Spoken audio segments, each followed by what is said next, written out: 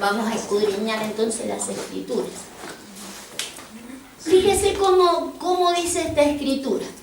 Como saetas en manos del valiente, así son los hijos habidos en la juventud.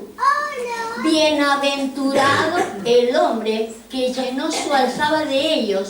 No será avergonzado cuando hablare con los enemigos en la puerta. ¿Sí? Póngame el versículo. Salimos del pueblo. ¿Sí? Entonces fíjese, yo quiero hablar de los valientes. Yo sé que han venido con valentía. No me voy a tomar tiempo a contarles el testimonio de cómo ellos han venido. ¿Sí? Pero lo voy a resumir. Vinieron con una mano atrás y otra adelante. Dejaron todo lo que tenían en Málaga. ¿Sí? Y como valientes vinieron acá. Y a pesar contra todo pronóstico, porque los pronósticos eran negativos. Uy, no van a poder hacer nada. Van muy solitos, ¿sí? Van sin nada, o sea, no sabían ni dónde venían a estar acá. Venían, podríamos decir, desprovistos de muchas cosas. Sin embargo, Dios los ha bendecido, Dios los ha respaldado, ¿sí? Entonces, yo quiero bendecirlos, como les decía, y no bendecirlos yo, quiero que la palabra los bendiga. Y no solamente a ellos, sino a los pastores que están presentes y a los que van a ser pastores. Amén. ¿Cuántos van a ser siervos del Dios Altísimo? Amén. Gloria a Dios. Dios está buscando siervos del Dios Altísimo. Sí. Entonces, fíjese, dice como saetas en manos de un valiente. Un pastor es un valiente. Es un valiente. Porque para comenzar a hacer una obra, yo bendigo a los pastores que están presentes. Yo como pastora también con ellos sé que los comienzos no son fáciles, ¿sí? Pero cuando Dios está con nosotros, ¿quién contra nosotros? ¿Sí? Y dice, así son los hijos habidos en la juventud. ¿Sí? Entonces yo quiero hablarle un poco de estos versículos, porque estos versículos son muy apropiados para que nosotros podamos ver cómo Dios bendice. Porque jóvenes, usted sabe que ellos biológicamente son jóvenes, ¿sí? Son jóvenes, pero en el Señor también se marca en las escrituras. Yo me gustaría que fuéramos allá para poder verlo en la carta de Juan, primera carta de Juan, en el capítulo 2, en el verso 13. En las escrituras encontramos, ¿sí?, que hay niveles de crecimiento dentro de una iglesia. Usted sabe que no es lo mismo un creyente que recién viene entrando a la iglesia que una persona que ya lleva un tiempo en ella. ¿Sí?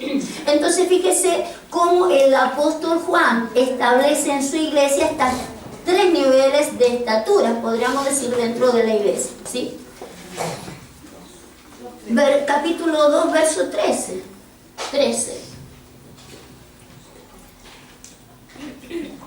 Verso 13. Fíjese cómo él le escribe a la iglesia. Y él dice, os escribo a vosotros, ¿cómo los llaman? Padres. Eso es una estatura, ¿sí? Está hablando el apóstol Pablo, está ministrando su iglesia y él sabe que ya tiene gente que podría ser padres, ¿sí? Usted sabe que acabamos de leer, hay un versículo que dice, decía, ¿cómo decía el salmo? Bienaventurado, ¿sí?, los hijos habidos en la juventud, ¿sí? Habemos padres ahí, padres y jóvenes. Os escribo a vosotros, padres, porque conocéis al que es desde el principio. Os escribo a vosotros, jóvenes, porque habéis vencido al maligno. Y os escribo a vosotros, hijitos, porque habéis conocido al Padre. Entonces el apóstol Pablo ministra 3 niveles que tiene dentro de su iglesia, y él sabe que tiene algunos que son hijitos, recién han entrado y lo único que conocen es al Padre, ¿sí? No han conocido mucho más, tienen conocido el hecho de que Dios es el Padre de los espíritus, ¿sí? Usted sabe que Dios es el Padre de los espíritus, pues a los hijitos ya deberían conocerlo. Él es el Padre de los espíritus. Entonces, conocer al Padre apenas comenzamos a entrar en la iglesia es imprescindible. Que la gente conozca que tiene un Dios que quiere comenzar a ministrar su espíritu. No solamente sus necesidades, porque necesidades van a haber siempre en la vida de un hombre, pero quiere ministrar su espíritu. ¿Sí? Entonces no se olvide de eso, iglesia. Al Padre le interesa ministrar nuestro espíritu. Quiere recordarnos que Él es el Padre de nuestro espíritu, porque el que tiene que levantarse y comenzar a vivir es nuestro espíritu. ¿Sí? Y eso hay que enseñarlo apenas comienzan a andar en el Señor. Pero después usted ve este otro nivel que es de jóvenes, ¿sí? Los jóvenes. Que los jóvenes, ¿qué dice? ¿Han vencido? Han vencido al maligno, ¿sí? Vencer al maligno no es fácil. Usted sabe que menos biológicamente en la juventud es donde más nos traiciona el maligno. Nos seduce por tantas cosas, ¿sí? El maligno, hablando biológicamente, cuando somos jóvenes. Es más fácil resistirle al maligno cuando somos grandes. Pero en el Señor, diga conmigo, en el Señor. En el Señor. Cuando somos jóvenes, ya deberíamos aprenderle a resistir y ganarle al maligno, vencerle. No debería pasar mucho tiempo. Cuando soy chiquito, el maligno puede hacer muchas cosas conmigo, pero no debemos tardar en vencerlo al maligno. Esa es nuestra lucha y tiene que ser una lucha constante y yo saber dónde el maligno viene a darme. Usted sabe que sería peligrosísimo llegar a una estatura de padre y no haber vencido al maligno. Terrible sería ser un padre, estoy hablando de un pastor, y no haber vencido al maligno. Que de repente el maligno me viene con un problema, me viene con otro problema de ellos y yo no lo he vencido. Ser joven en el Señor, llevar un tiempo en el Señor, comenzar a vencer el maligno. Los que tienen ministerios, porque antes de llegar al pastorado uno debería pasar por un ministerio profético, magisterial, evangelístico, cualquier ministerio que sea antes de llegar al pastorado, porque hay que tener cierta estatura, juventud, pero vencer al maligno. Les voy a hablar a los que son jóvenes en el Señor, los que ya hace rato han entrado al Señor. Comience a vencer al maligno. Es la estatura para vencerlo. No puede ser que me ataque con los problemas domésticos, ni los problemas de trabajo, ni los problemas dentro de la iglesia. Pregunto, ¿habrán problemas domésticos en el trabajo y dentro de la iglesia? Siempre. Siempre lo va a haber. ¿Pero tengo que vencerlo? Es la tarea del que es joven. Quizás el que recién entra no lo puede vencer, ahí habrá que ayudarlo. Es un recién creyente, recién ha comenzado, entonces un problema dentro de la iglesia para él es un mundo y se quiere ir de la iglesia porque encontró un problema dentro de la iglesia. Pero un joven, hermano, uno que ya lleva una estatura dentro de la iglesia y que comience a sentirse ofendido porque no lo miraron, no lo saludaron, no lo atendieron o cualquier otro problema. No quiere identificar al maligno porque el maligno no tiene límites para venir a estorbar la obra de Dios. El maligno le va a estorbar la obra de Dios en su casa, en su trabajo, en la calle y dentro de la iglesia. Pero tenemos que vencer. Ahora, la mejor manera de haber vencido al maligno es como lo leímos en el Salmo. Bienaventurado el hombre que siendo joven se decidió a comenzar a ser un padre. Pero un padre, según el apóstol Juan, conoce al que es desde el principio. Si usted ve el contexto, yo no tengo tiempo para poder leer el contexto, pero en el contexto del cual está hablando el apóstol Pablo, está hablando de los mandamientos del principio. Los mandamientos del principio, que no son los mandamientos de Moisés, tienen que ver con algo mucho más profundo y más eterno.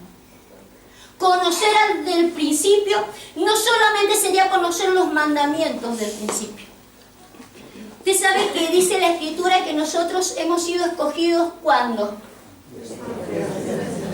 antes de la fundación del mundo. Diga conmigo, principio. Entonces, el que va a pararse y va a paternizar o va a pastorear una iglesia, no debe conocer de que es llamado desde el principio. Hermanos, dice la Biblia, somos llamados antes. Usted no ha sido llamado el día que decidió, me parece que tengo un llamado pastor. No, el llamado lo tiene desde el principio. Pero no solo nosotros los que hemos asumido eso, tenemos el llamado del principio. Hay otros que tienen el llamado del principio. Y yo tengo que identificárselos. Y la tarea es llevarlo a que asuman el llamado desde el principio. ¿Usted sabe que la Biblia dice que muchos son los llamados? ¿Se ha preguntado por qué son pocos los escogidos?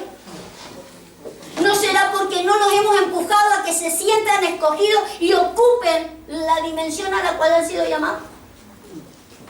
Entonces, conocer al del principio. El conocer desde cuándo he sido llamado. Y desde cuándo han sido llamados los que estoy ministrando.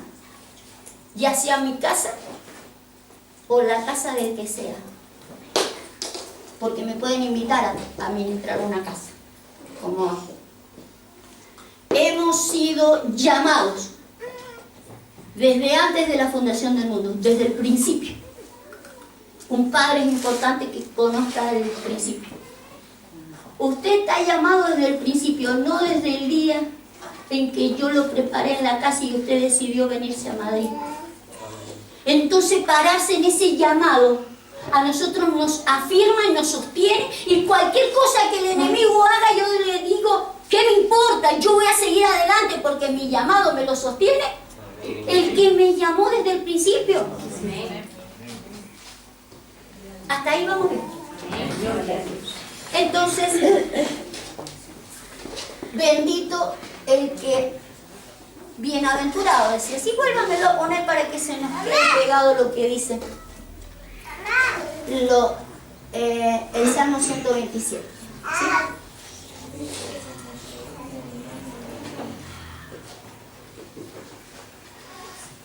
Lo vamos a volver a leer entonces.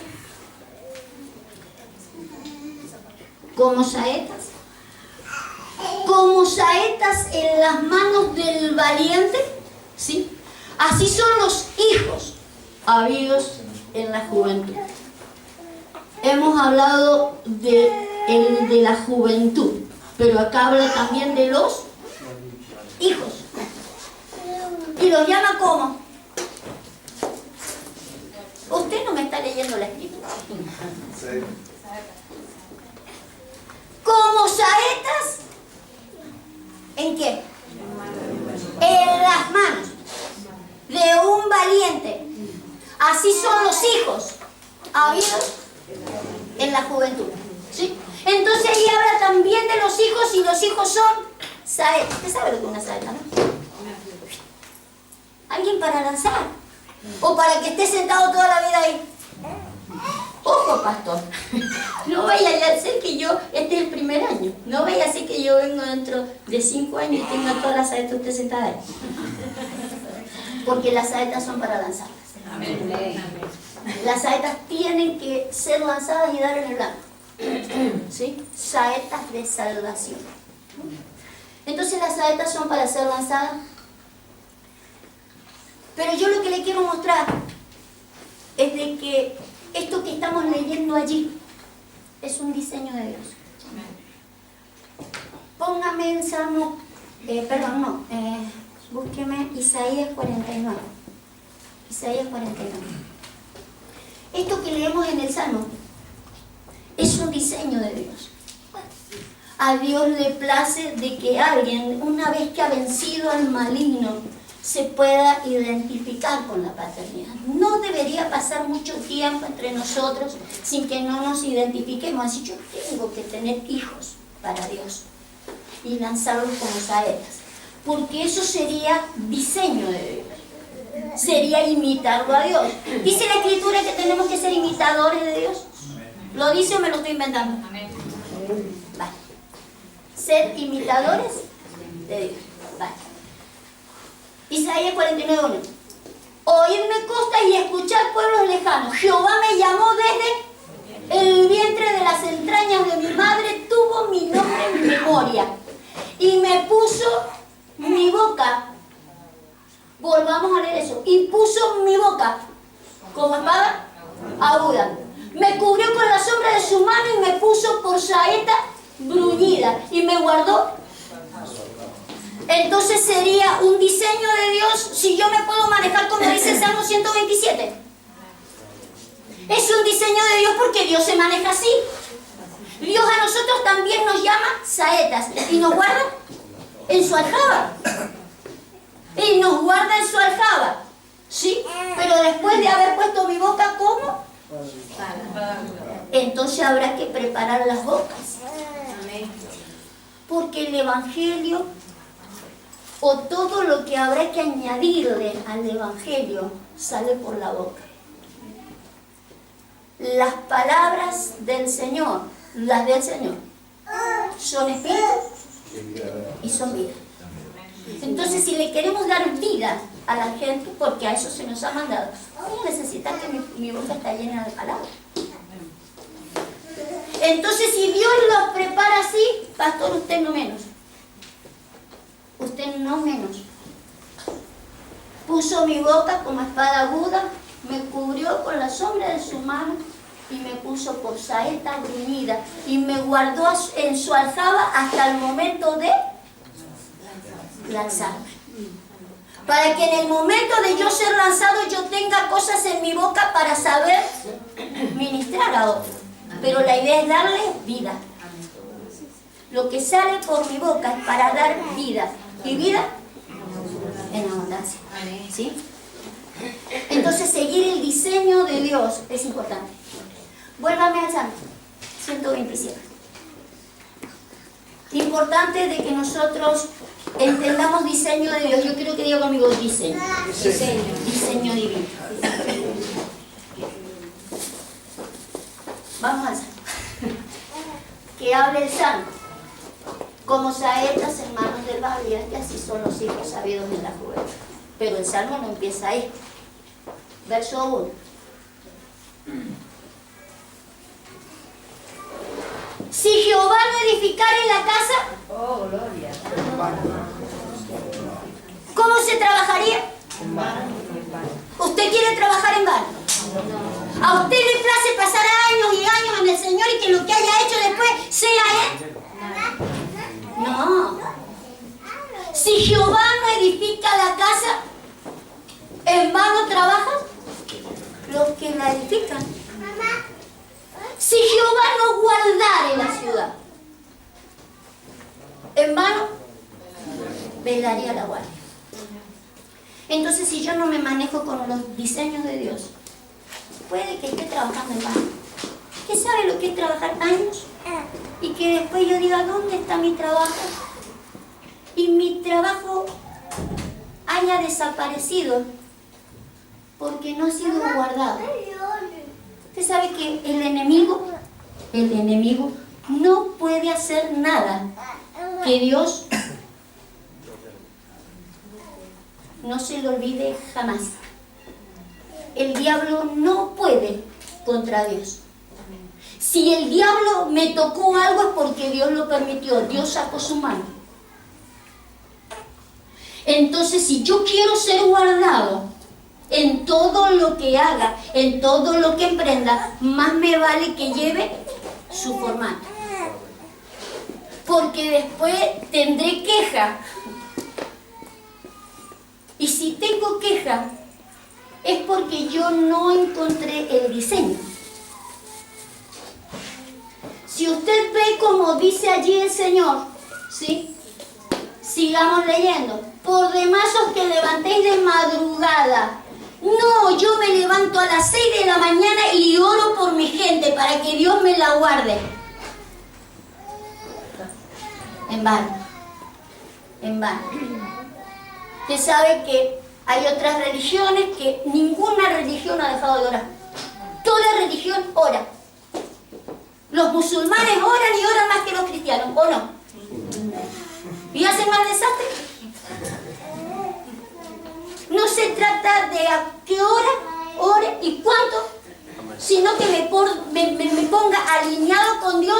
Dios quiere. Si yo no me alineo con Dios, estoy trabajando en vano.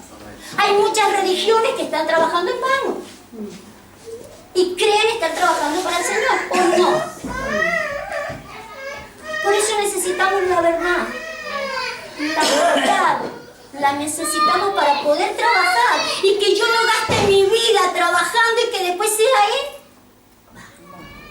Él. Entonces que en mi juventud yo apenas comienzo la obra en Dios y me lanzo una tarea como esta, de decir yo no solamente voy a servirlo al Señor así y así, le voy a dar hijos al Señor, le voy a llevar hijos. Necesito que el Señor esté conmigo, para que todo lo que hagamos resulte, ¿sí? Y si algo sucede, el Señor lo permitió. Tendría que averiguar por qué lo permitió, porque si no yo estaría guardado. En vano es que vaya tarde a reposar y que coma pan de dolores, pues que a su amado dará Dios el sueño, ¿sí? Entonces, de que el Señor me identifique como su amado va a ser importante. Usted sabe que la vez que el Señor identificó a Jesús como su amado, ¿sí? Él dijo, Él me complace. Un amado lo va a complacer al Señor. El amado nunca complacerá a la gente. ¿Lo complace a? Usted sabe que aquellos que somos entre nosotros los pastores, que no escuche la gente, a veces somos dados más darle el gusto a la gente que a Dios, hermano. Y nos dejamos llevar por la gente, que a la gente le gusta esto. ¿Por qué está haciendo esto? Es que a la gente le gusta. ¿Y a Dios? No sé. No sé si está en la Escritura. No sé si tiene el aval de Dios.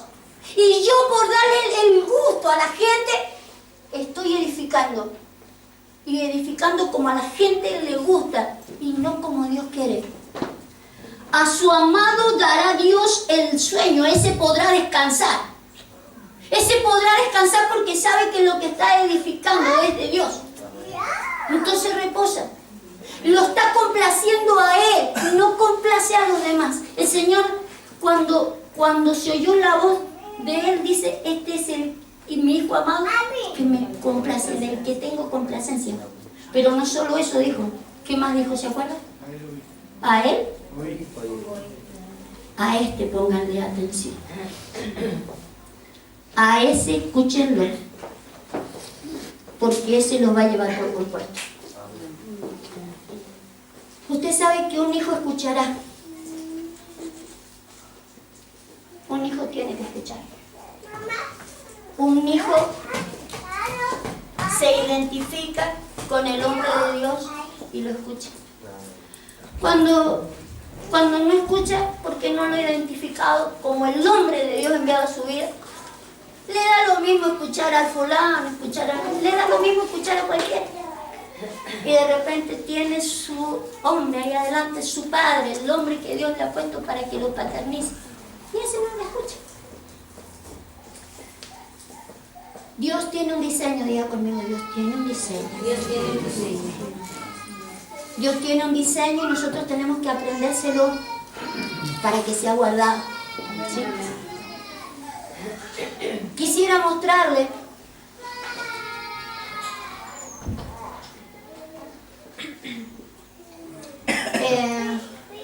vamos a volver al Salmo. Estamos ahí en el Salmo. Vamos a seguir leyendo más acá. Salmo 127:3.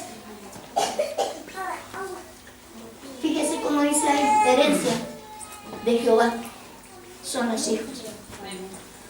Pastor, la gente que Dios le ha dado como hijos son su herencia. Pastores, herencia. Apréndala a aprovechar como herencia. Desarrollen la herencia. Son los negocios de Dios y los negocios tienen que crecer. No solo multiplicar la gente, sino que la gente crezca. Los negocios de Dios hay que multiplicar. ¿Sí? Y dice allí también, como saetas en manos del valiente, así son los hijos sabios en la juventud. Bienaventurado el hombre que llenó su aljaba de ellos, no será avergonzado cuando hablar con los enemigos en la puerta. ¿Sí? Fíjese, el no ser avergonzado es lo más maravilloso que nos puede pasar. La mayoría de las veces los creyentes somos tan avergonzados. Los pastores siendo avergonzados, ¿sí?, por los hijos. Los hijos no avergüenzan, al contrario. Usted sabe que la Biblia dice que la esperanza no avergüenza. ¿Cuántos saben qué dice ese versículo así? La esperanza no avergüenza. Entonces, los hijos son la esperanza. Y la esperanza no avergüenza. ¿Sí? Yo quiero mostrarle algo en cuanto a los hijos y a la esperanza. ¿Sí? Porque dice Romanos 8:20. Usted sabe que el mundo está como está.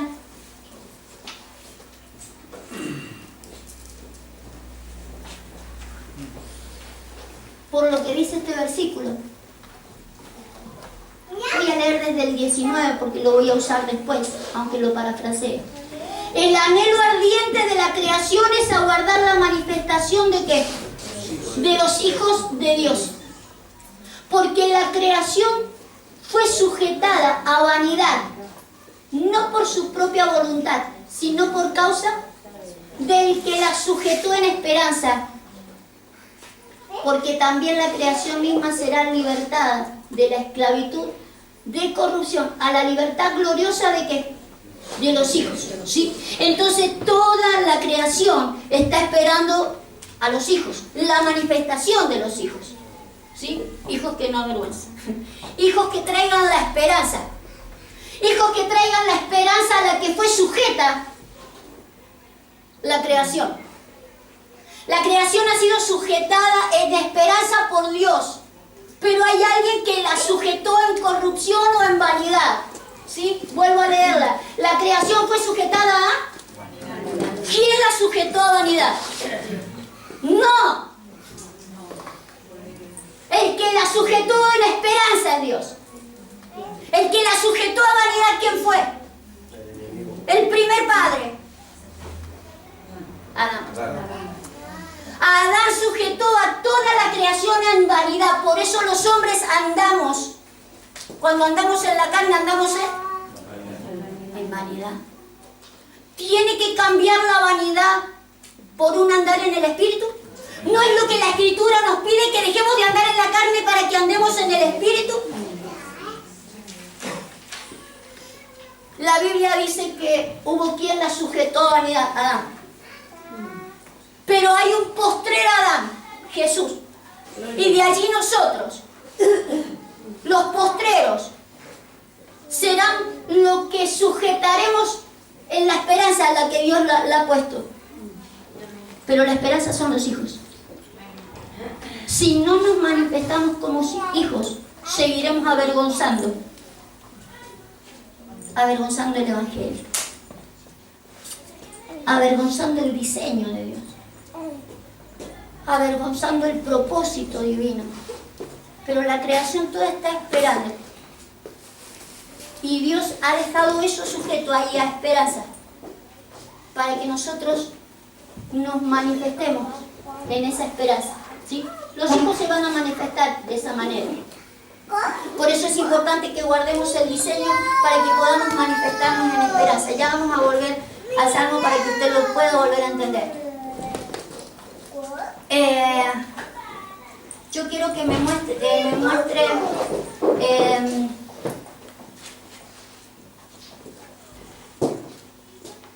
deme Hebreos. Ya le busco el versículo. Hebreos, en el capítulo 2.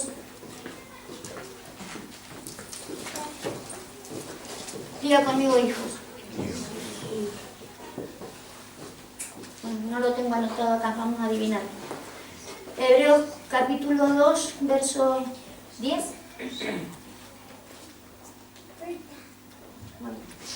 Hebreos 2.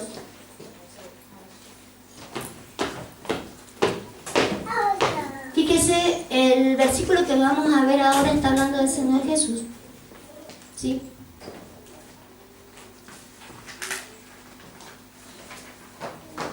Porque convenía aquel por cuya causa son todas las cosas, y porque en todas las cosas subsisten, que habiendo de llevar muchos ¿qué? Hijos a la gloria, perfeccionase por aflicciones al autor de la salvación de ellos.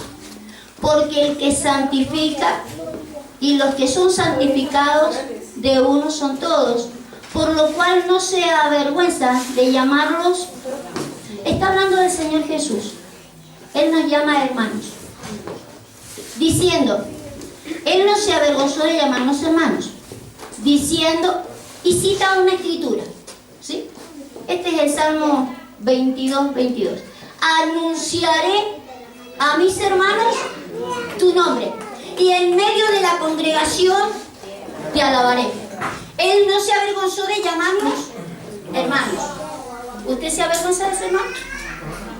No se avergüence nunca de su hermano, ¿sí? Él no se avergonzó de llamarnos como hermanos. Esto estaba escrito, es un salmo, ¿sí? Pero también estaba escrito esto. Esto también estaba escrito. Yo confiaré en Él. Y en otro lugar de la Escritura, Isaías capítulo 8, dice, he aquí yo y los hijos. ¿Cómo le llama acá? ¿A quién llama hijos? ¿A quién está llamando hijos? A los que eran hermanos, ¿sí? Entonces no se avergonzó de llamarlos hermanos, y en medio de la congregación yo lo alabaré al Padre en medio de los hermanos, ¿sí? Pero he aquí yo y los hijos que Dios me dio. Los llama hijos más abajo, en otra cita bíblica. Los llama hijos. Vuélvame a poner el 10. ¿Cuál es la idea de llamarlos hijos?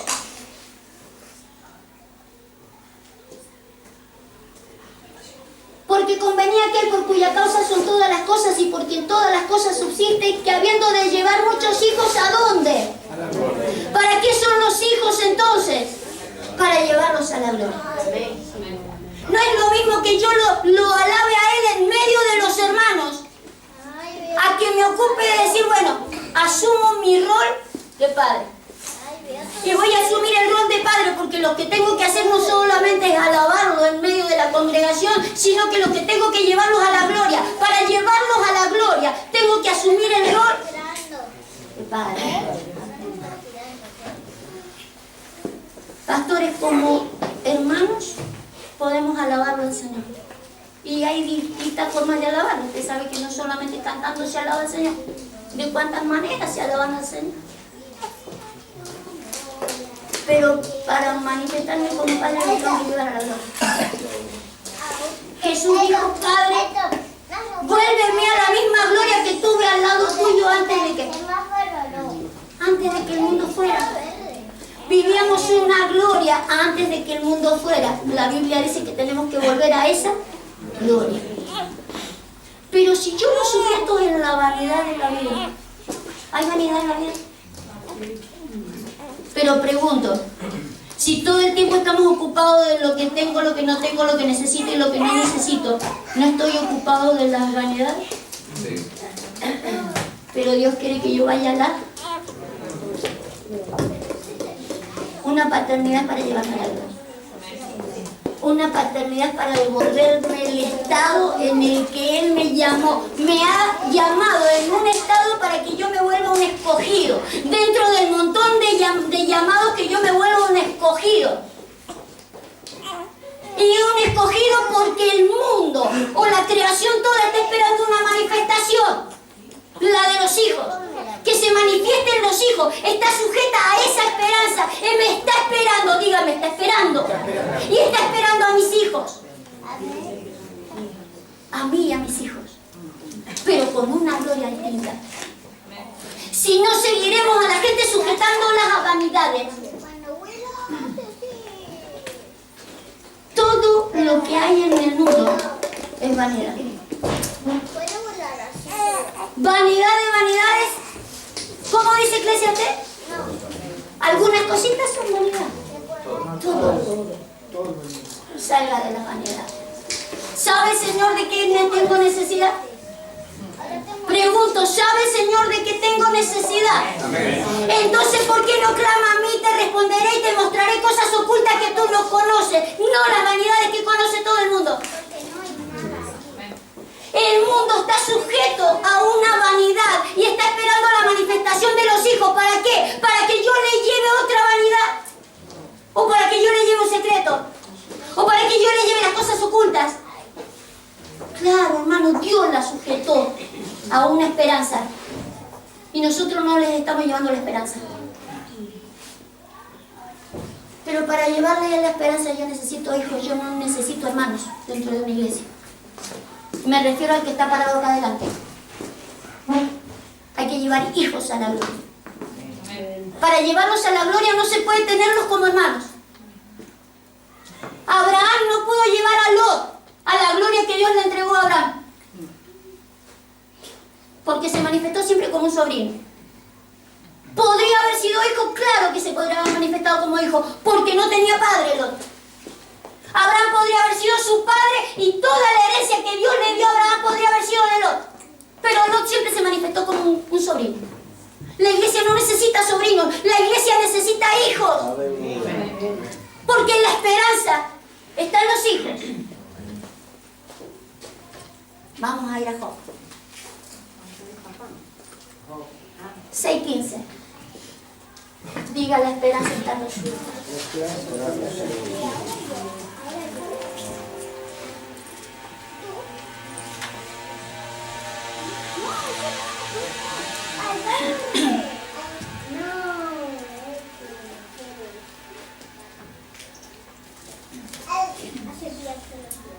Pero mis hermanos, ¿qué dice?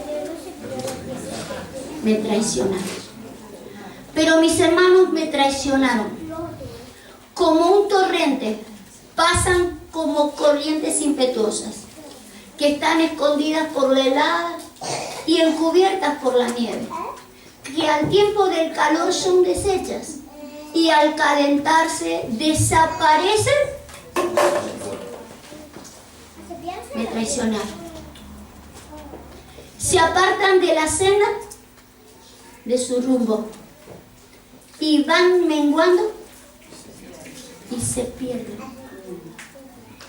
Mis hermanos me traicionaron. No necesitamos hermanos dentro de la iglesia. Somos todos hermanas, sí. Para alabarles, sí. Pero si vamos a ir a la gloria, vamos a tener que venir de la misma manera que nos han mandado. De que alguien me lleve a la gloria.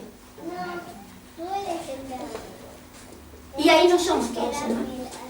Tengo que concebir a mi pastor como si fuera mi padre.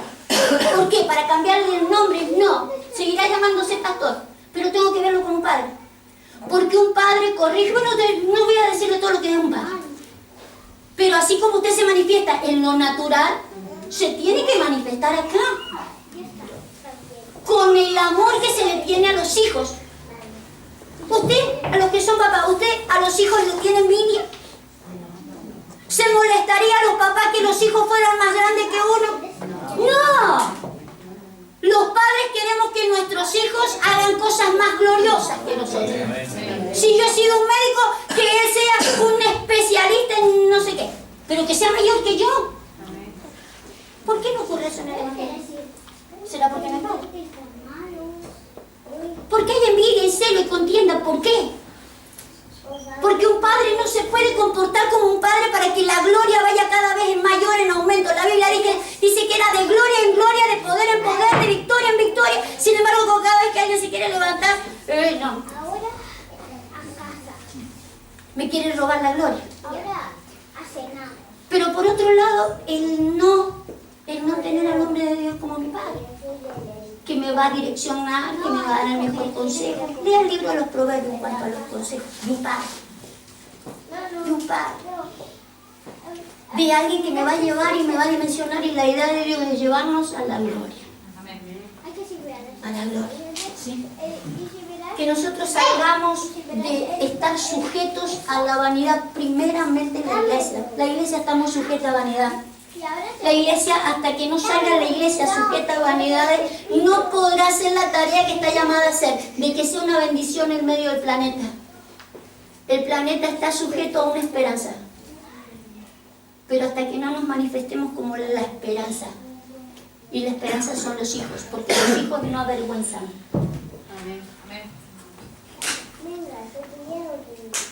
Usted sabe que ha sido terrible. Todo eso tenemos que sanearlo, tenemos que restaurarlo, tenemos que modificarlo. El haber salido de una iglesia y hablar pésimo de un pastor, eso hay que corregir. Nunca más, nunca más. Nosotros hemos puesto mal a la iglesia fuera por no comportarnos de la manera en que Dios pretendía. La idea de Dios, hijos, padres e hijos. La idea de Dios que si un hijo sale de la casa salga como una salga, porque la largaron. Porque la lanzaron y la lanzaron a ser efectivo en un lugar. Y a ser efectivo y a llevar mayor gloria, porque la idea de Dios es que la gloria creciera, no que menguara. Creciera. ¿Por dónde iban? Por los hermanos. Los hermanos me han traicionado y el ejemplo que da dice, eran como un torrente, ¿sí? Eran como un torrente, pero de repente se fue menguando, ¿sí? Vamos a volver a leer eso. Se apartaron de la senda del rumbo, íbamos todos para un lugar y de repente se me desviaron. Usted sabe que la idea de Dios es que corramos todos para el mismo lado. La iglesia se nos ha dividido de tantas... ¿Qué se nos divide la iglesia? Porque no cumplimos el diseño de Dios. Fíjese, el apóstol Pablo le habla a Timoteo y usted sabe que lo llama... ¿Cómo lo llama Timoteo? Hijo. Hijo Timoteo en la común fe.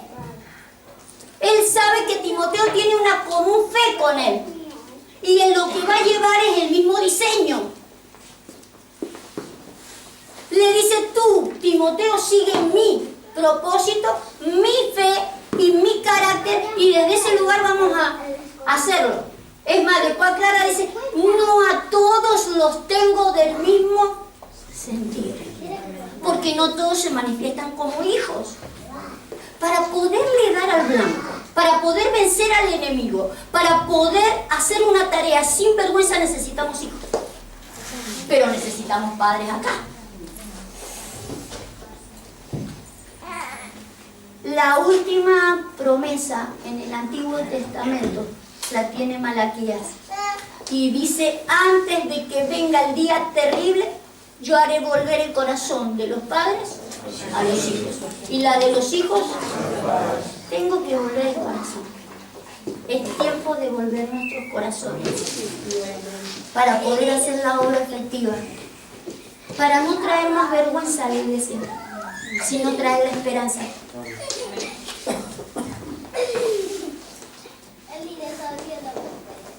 ¿Qué más? A ver, busquemos un par de versículos más acá. Verso 20. Pero fueron avergonzados por su esperanza, porque vinieron hasta ellas y se hallaron confusos. ¿Sí? Estamos hablando de los hermanos, dice, los hermanos me han traicionado. ¿Se acuerdan? ¿Se acuerdan que estamos leyendo eso, no? Si no, lo leen en la casa de nuevo. Los hermanos que lo habían traicionado, ¿sí? Que menguaron, que cambiaron el rumbo, ¿sí? Pero fueron avergonzados por su... El apóstol Pablo nos invita en el libro de los Efesios que nosotros mantengamos una misma fe, un mismo espíritu y una misma esperanza, porque será la esperanza que está esperando el mundo. Dios la sujetó a esa esperanza. Y entonces, ¿qué? Yo tengo que perder mi esperanza. Yo sé que cada uno de ustedes y yo también tengo esperanza en lo doméstico. Tenemos esperanza en cuanto al trabajo. Quiero ganar más, quiero otro trabajo, quiero otras cosas. Pero lo que no podemos es desenfocarnos en la misma esperanza en cuanto al diseño de la iglesia. Tenemos que tener una misma esperanza. No hay muchas esperanzas. Hay una y tenemos que enfocarnos en cuál es, porque es la de Dios y es la que va a llevar al mundo a lo que está esperando. Lo que Dios ha querido, ¿sí? Fíjese, cuando no estamos en la misma esperanza, vienen confusiones. No podemos andar en confusión. Tenemos que saber con exactitud a qué nos ha llamado el Señor, cómo nos vamos a mover y cuál va a ser el diseño. He aquí, yo y los hijos que me dio Jehová, está en Isaías capítulo 8, verso 18. De allí, desde Hebreos capítulo 2 que hemos leído, fue sacado de este versículo, Isaías, ¿sí? Entonces alabaré entre mis hermanos tu nombre, todos somos hijos del mismo Padre en el Espíritu. Todos tenemos un solo Padre en el Espíritu, ¿sí? Alabemos todos juntos en el Espíritu al Padre. Pero a la hora de llevar un diseño, tenemos que tener el espíritu de un Padre de la fe. Todos los hombres tenemos un espíritu. Todos los hombres que están sobre la tierra tenemos un espíritu. Y el Padre es... ¿Quién es el Padre de los espíritus? Dios. Lo crean o no, hay gente que es atea, pero tiene un espíritu y el Padre es Dios. Aunque su espíritu esté dormido, el Padre es Dios. Pero pregunto, ¿hay mucha fe en el planeta? ¿Y quién es el Padre? No, el Padre es el que me ministró, el que me enseñó esa fe. Usted tiene una fe porque alguien le enseñó. A los musulmanes le enseñó algo a alguien y tienen esa fe.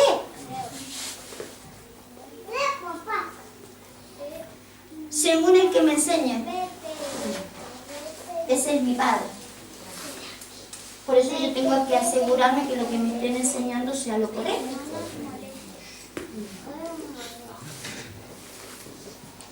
Después lo vamos a mirar, para que usted vea. Pero yo quiero mirar esto, fíjese ya que estamos acá. Fue sacado de acá lo que leímos en Hebreo. Isaías 8:18. He aquí yo y los hijos que me dio Jehová. Somos por y en Israel. De parte de Jehová de los ejércitos que mora en el monte de Sión. Es esto, ¿sí? La señal del último tiempo serán yo y los hijos que me dio Jehová. Será la señal y el presagio. Porque hasta aquí usted sabe que las señales son si me sané, si fui liberado. Pero la señal del último tiempo serán los hijos. Lo que viene de parte de Dios es de que nos movamos en paternidad. Que podamos mostrar que hemos volcado nuestro corazón. Los padres a los hijos y la de los hijos a los padres. Que hemos volcado nuestro corazón antes que venga el día terrible. El último prodigio, el último presagio. ¿Es un prodigio volver el corazón a uno? Es todo un prodigio. Es todo un prodigio. No es lo mismo que seamos todos hermanos y alabemos todo al Señor. A que yo aprenda a direccionar mi fe y mi esperanza y mi propósito sujeto a un hombre. Es todo un prodigio. Pero una señal del último tiempo. Porque la creación toda está esperando la manifestación de los hijos de Dios. Una creación que estaba sujeta a una esperanza y que hay que cambiarle la esperanza. Una esperanza que no avergüenza. Mientras nos sigamos manejando como hermanos, nos seguiremos traicionando. No, yo sería capaz de traicionar a mi hermano. Sí, en la fe. ¿Cómo? Saliendo de una casa y manejando otra fe de la que me han alineado. ¿Sabe por qué el Evangelio tiene tantísimas veces? ¿Por qué cada uno predicamos cosas distintas? Porque no nos hemos alineado, como dice Efesios. Un mismo Espíritu, un mismo Señor, ¿sí? Un mismo Señor, una misma fe, una misma esperanza. Necesitamos alinearnos a ese formato. Ese es el formato que está esperando la creación. Ese es el formato que sujetó Dios a la creación, a esa esperanza. A que nos sujetemos todos a una misma esperanza. Acuérdese, ese es la última señal. Por eso necesitamos trabajar en progreso. Mi apóstol está en continuo cuidado y de enseñarme, ¿sí?, a que manejemos todo el mismo diseño. Cuidado de que los que hemos lanzado manejen el mismo diseño y manejen el mismo corazón. Que no nos avergoncemos unos a otros. ¿Se imagina de repente comenzar a hablar mal de aquel que me lanzó? No, porque no sabe que me dijo, que me... Y empezamos a hablar mal. Sería lo mismo que hablar mal de un padre. ¿Nos peleamos con los papás en la casa? Claro, siempre hay peleas con los papás. Siempre hay discusiones, las domésticas. Pero usted anda por la calle hablando mal de su padre. O los padres salen hablando delante de cualquiera, hablando mal de sus hijos. ¿No es un despropósito eso? Aun cuando en lo natural, hablo, en lo natural, tenemos problemas con los hijos y uno dice, qué desobediente mi hijo. Pero después salgo por la calle y ando en el bus o en el tren y usted no sabe cómo es mi hijo. Terrible mi hijo. Ojalá que nadie tenga un hijo como el mío. Pero eso lo hemos hecho dentro de la iglesia. La iglesia se ha manifestado en ese lugar y porque no hemos visto como hermanos. Para llevar a la gloria. Y la gloria que hemos tenido antes de que el mundo fuera, dice la Escritura, pero yo no me tengo que morir y ir a aquella gloria para manifestar la gloria acá. La gloria hay que manifestarla acá. Dice, en Él estábamos, ¿sí? Estábamos en Él. ¿Y ahora dónde estamos? ¿O no estamos en Él? ¿No estamos en el cuerpo? Y si estamos en el cuerpo, ¿por qué no nos manifestamos de la misma manera en que hemos estado? Devuélveme a mí aquella misma gloria que tuve al lado tuyo antes de que el mundo fuera. Que nos devuelva aquella gloria. Que podamos estar en la misma calidad de antes de haber caído en las vanidades en las que hemos caído. Necesitamos recuperar la iglesia. Búsqueme, no lo tenía acá pero quería mostrárselo.